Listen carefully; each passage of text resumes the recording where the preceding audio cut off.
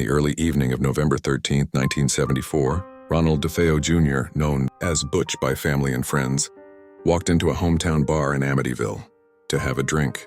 John Altieri, one of the patrons, recalled DeFeo shouting, "My father and mother have been shot." Altieri and 4 other barflies piled into 23-year-old DeFeo's car and drove to his family's 3-story house in the tiny hamlet in Long Island, New York. While DeFeo waited in the car, Altieri and the others went up to the 2nd floor. One of them called 911 after they found the bodies of DeFeo's 4 siblings: 18-year-old Dawn, 13-year-old Allison, 12-year-old Mark, and 7-year-old John Matthew. The New York Times reported Suffolk County police detectives subsequently discovered the bodies of DeFeo's parents, 43-year-old Ronald Sr. and 42-year-old Louise.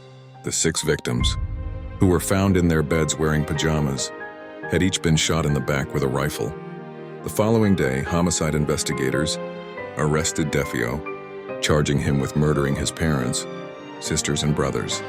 DeFeo initially claimed his relatives were victims of a possible mob hit, but DeFeo eventually confessed to shooting them during his police interview. "Once I started, I just couldn't stop," DeFeo said. He also claimed voices from the house turned him into a killer. At the time, DeFeo also faced accusations of being a heavy drinker and drug user. DeFeo, who died in prison in 2021 when he was 69, never disclosed his true motives for gunning down his entire family.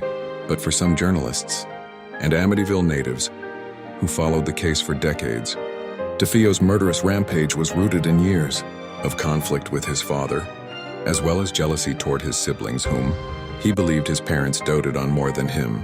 DeFeo was also possibly motivated by greed, thinking he would inherit his parents' assets if the entire family was dead, theorizes Paula Uruburu, a Hofstra University professor emeritus who lived in Amityville as a teen and was friends with Don DeFeo.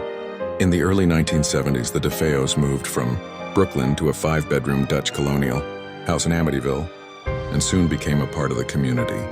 Ronald DeFeo Sr. would regularly give a neighbor rides to her job, and the entire family watched over another neighbor whose husband died.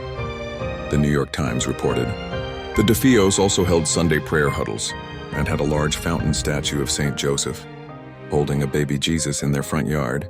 Ronald DeFeo was the black sheep, Uruburu says. In Italian families, firstborn male sons are the heir apparent, and he was not headed in that direction, she recalls. He was always lurking around, and he seemed like a creepy guy.